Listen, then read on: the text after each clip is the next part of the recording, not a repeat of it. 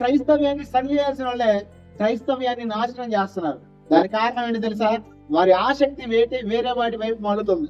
ఎటు మలుతుంది? ఈ రోజు నేను చాలా మంది సేవకులు చూస్తా ఉంటాను. సేవకు వచ్చిన కొత్తలు ఆత్మల బాధంతో వస్తారు. ఏ బాధంతో వస్తారు? ప్రపంచాన్ని కల్లి చేద్దాం అనుకుంటారు. కానీ కొన్ని పరిస్థితులు ఎదురైనప్పుడు ఏం జరుగుతుందో తెలుసా? వాళ్ళ భారం, వాళ్ళ ఆసక్తి ఆత్మల వైపు నుంచి డబ్బు వైపుకి వెళ్తుంది. వీళ్ళకి కావాల్సింది ఏంటి తెలిసి? అక్కడ డబ్బే. ఏం కావాలి? జనాలు పాడైపోతేనే వీళ్ళకి అనవసరం, జనాలు ఎండిపోతేనే వీళ్ళకి అనవసరం, జనాలు ఏమైపోయినా వీళ్ళకి అనవసరం. కానీ వీళ్ళకి కావాల్సిన దాని మీద ఆసక్తిని నిలుపుతారు. ఖచ్చితంగా చెప్తున్నాను, ఈరోజు దైవాసక్తి కలిగిన మనం ఏం చేయాలి తెలుసా? దైవరాజ్యం కట్టబడడానికి సాధనాలుగా మార్చబడాలి. మీకు ఒక విషయం తెలుసా? మీలో నిజంగా ఆసక్తి కనుకుంటే ఒక తాగుబోతు చూస్తే నీకు అది స్వార్థ చెప్పాలనిపిస్తుంది, ఒక వ్యభిచారం చూస్తే వాడి జీవితం మార్చాలనిపిస్తుంది.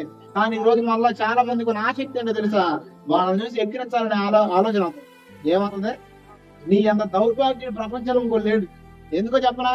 నువ్వు గనక ఖచ్చితంగా ఎదుటి వ్యక్తి బలహీనతను చూసి ఎక్కిరించేవాడుకుంటే అసలు నీలో దేవుడి ప్రేమ కాదు, మానవత్వం కూడా లేదు. నీకు ఏం లేదు అంటే మిమ్మల్ని కాదులే, బయట సమాజంలో జరిగే సంఘటన చెప్తాను.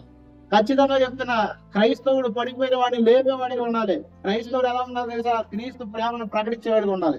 ఆ క్రీస్తు ప్రేమను ఎప్పుడు మనం ప్రకటించగలం తెలుసా? నీలో దైవాశక్తి కలిగిన. ఎంతమందికి ఆత్మభారం అని చెప్పండి. అసలు ఆత్మభారం అంటే ఏంటో తెలుసా? నశించిపోయే వారి కొరకు విజ్ఞాపన చేశాను మనసు. ఏ మనసు? అసలు మన గురించి మనం చేసుకోకపోతే నశించేవాడి గురించి ఏం చేస్తా ఉంటారు కొంతమంది.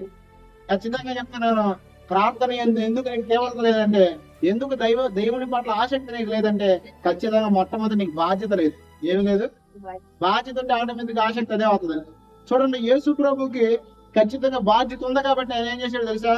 దేవాలయంలో ఎప్పుడైతే అక్కడ వ్యాపారం చేస్తున్నారో, దేవుడి పేరు చెప్పుకుని అన్యాయంగా అక్రమంగా, యేసు ప్రభు కోపం వచ్చింది. చూడండి ఒకసారి చూద్దాం ఆ మాట. యోహాను సువార్త 2వ అధ్యాయం 16-17 చూడండి. వీటిని చేసుకొని పోండి, నా తండ్రి వ్యాపారం చేయకూడదని చెప్పాను. ఆయన శిష్యులు వీటిని గురించిన ఆసక్తి చూడండి, దేని గురించిన ఆసక్తి అంటే ఇప్పుడు యేసు ప్రభు వెళ్ళి అక్కడ దుర్వ్యాపారం చేస్తున్నారు ఎందుకు ఖండించాడు? అక్కడ వ్యాపార గృహంగా మార్చబడిన ఇంటిని ఎందుకు ఖండించాడు చెప్పనా? ఆయనలో దైవాశక్తి ఉంది. ఏ ఆసక్తి ఉంది? ఈరోజు చాలా మందిలో ప్రజలు నశించిపోతున్నారు. అసలు విచిత్రమైన సంఘటన ఏంటంటే, ఎంతో మంది భక్తి పరులు పాపంలో పడిపోయినప్పుడు సమాజం ఏం చేస్తారు తెలుసా? చర్చికి వచ్చేవాళ్ళు ఏమంటారు తెలుసా? ఇదిగో ఒకప్పుడు ఇటు భక్తి పరుడు ఊగేశాడు, బాగా భక్తి అని దేవుడు ఊగేశాడు, ఇప్పుడు చూడండి పాపంలో బతుకుతున్నాడని చాలా మంది అవాహేళన చేసేవాళ్ళు ఉన్నారు. నేను మాట చెప్పనా? నువ్వు గనక ఒక భక్తి పరుడు పడిపోయినప్పుడు చూసి నవ్వేవాడికి ఉంటే, నేను మాట చెప్తున్నాను, పడిపోయింది అసలు వాడు కాదు, నువ్వే పడిపోయావు. ఎవరు పడిపోయారు? నిజంగా ఒక భక్తి పరునికి మంట కలిగింది లోపల. ఏంటో తెలుసా? ఖచ్చితంగా మరలా వాడు తిరిగి కట్టబడాలి అని. ఈరోజు అసలు మరలా ఉందా మంట? అసలు మన ఇంట్లో మారు మనసు లేనట్టు తిరిగి మారు మనసు పొందాలని ఆసక్తి మనలో ఉందా? ఆ భారం మనలో ఉందా? ఖచ్చితంగా చెప్తున్నా, యేసయ్యలో ఆ భారం ఉంది కాబట్టి అన్ని నామాల కన్నా యేసు నామం పైన ఉంచబడింది. హల్లెలూయా. రెండో విషయం చెప్పనా? ఏలియా మనకి మంచి ఉదాహరణ. ఎవరో? ఇప్పుడు నేను మాట చెబుతానండి, ప్రవక్తలందరినీ చంపేస్తుంది. ఎవరు? యెజబెల్. యెహోవా ప్రవక్తల్ని చాలా మంది చంపేసి అక్కడ ఆహారం కూడా లేదు కనీసం. ఈ సమయంలో ప్రజలందరూ కూడా, అంటే కొంతమందిని దేవుడు విశేషంగా రోమీయులకు రాసిన పత్రిక ఉన్నది, కొంతమందిని దేవుడు తన కొరకు నియమించుకున్నాడు. దేనికంటే బయలు మొక్కకుండా ఉండడానికి. అయితే ఏలియా ఒక్కడే అంతకు ముందు, అంటే వీళ్ళు ముందుకు రాల, ఏలియా ఒక్కడే దేవుని పక్షం నిలబడి ప్రజలతో మాట్లాడి. చెప్పండి, ఏలియా ఒక్కడే. ఇంచుమించు 400 మంది ప్రవక్తలు బయలుకున్నారు. ఎంతమంది? ఇప్పుడు నేను మాట చెబుతా వినండి.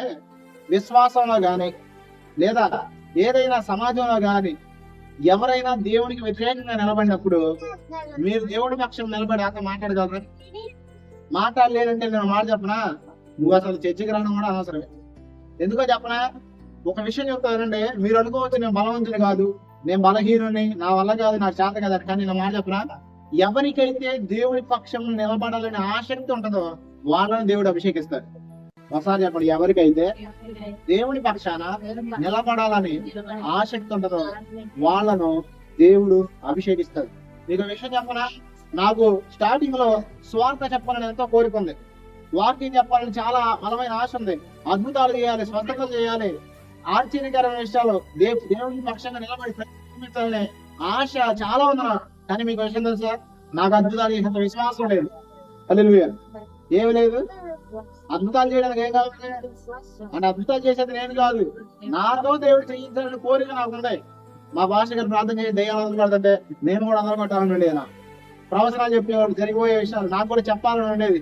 కానీ నాకు చేత కాదు, నాకేమీ తెలియదు, నేను చదువుకోలేదు, వాక్యం కూడా నాకు చేత కాదు. ఈ మైండ్ నాలో ఉండి ప్రభువా నాకైతే నిలబడాలన్నది కానీ నా వల్ల కాదయ్యాను. అప్పుడు దేవుడు ఏం చెప్పాడు తెలుసా, నిలబడు, నేను నీ పక్షాన్ని నిలబడి కార్యం చేస్తానని చెప్పాడు. ఖచ్చితంగా ఈ రోజు మీకు పిలిపిస్తున్నాను ఏంటో తెలుసా, మీకు దేవుని పక్షం నిలబడాలనే ఆసక్తి ఉంటే చాలు. ఆసక్తిని బట్టి దేవుడు ఏం చేస్తాడు, మీ ద్వారా అద్భుతాలు జరిగిస్తాడు. హల్లెలూయా. ఏం జరిగిస్తాడు? మీరు నమ్మకండి నేను మాట చెప్పనా, నీకు భక్తి జీవితం కూడా నీకు ఆసక్తి లేకపోతే నీకు ఉపయోగం లేదు. ఏం లేదు. నువ్వు ప్రార్థన చేయొచ్చు, ఉపవాసాలు ఉండొచ్చు, నువ్వు దీక్షలు చేయొచ్చు, కానీ నీలో గనక దేవుని పక్షం నిలబడాలి, ప్రజలు దేవుని తట్టు తిరగాలని ఆసక్తి ఆలోచన నీలో లేకపోతే నేను యథార్థంగా చెప్పనా, మీ ద్వారా దేవుడి కార్యాలు ఏది జరగదు. కనీసం నీ ఇల్లు కూడా మారదు. ఖచ్చితంగా చెప్తున్నాను, దేవుని గురించిన ఆసక్తి నీలో ఉంటే దేవుడిని వాడుకుంటాడు. ఒకసారి చెప్పండి, దేవుని గురించిన ఆసక్తి ఉంటే చాలు. చెప్పండి, ఆసక్తి ఉంటే చాలు, దేవుడు నన్ను వాడుకున్నాడు. ఇప్పుడు నీలో ఆసక్తి ఉందా లేదా? ఆసక్తి ఉంటే నేను చెప్తే నీ బలహీనత నువ్వు చూడద్దు. ఎందుకో తెలుసా, దేవుడు కూడా నీ బలహీనతను చూడడం. దేని చూడడం? ఇప్పుడు నేను వాడలేదు వినండి, దావీదు గొలియాతు ఉన్నారు. మనందరికి చిన్నప్పటి నుంచి ప్రసంగాలు విన్నాం మనం. అయితే దావీదు గొలియాతు విషయంలో ఎవరి సామర్థ్యం పెంచు? గొలియాతా దావీదా? జనరల్ గా తీసుకుంటే దావీదు కన్నా గొలియాతు అన్నింటిలో పైనోడే. ఆ కాలంలో కానీ యుద్ధ ప్రావీణ్యతలో కానీ అన్నింటిలో. కానీ దావీదు చేతిలో ఎందుకు గొలియాతు ఓడిపోయాడు తెలుసా? దేవుని గురించిన ఆసక్తి, దేవుని ప్రజల గురించిన ఆసక్తి ఎవరికి ఉంది? దేవుడి నామం అక్కడ అవమానపరచబడుతుంది. అక్కడ అవమానపరచబడుతుంది ఇశ్రాయేలు కాదు. ఎవరు కాదు? చాలా సార్లు ఈరోజు మన ద్వారా దేవుడి నామం మనం అనుకుంటాం మనం అవమానపరచబడితే మనం అవమానపరచబడతామని. కానీ చాలా సార్లు మనం అవమానపరచడం వల్ల దేవుని నామం అవమానపరచబడతాం. ఏ పరిస్థితులు నేను చెప్తున్నాను, దేవుని కొరకు నిలబడాలనే ఆశ నీలో ఉంటే నేను చెప్తున్నా, నీ పరిస్థితిని దేవుడు చూడటం. నేను చెప్తున్నా, నీ భక్తిని కాదు దేవుడు చూసేది, నీలో ఉన్న ఆసక్తిని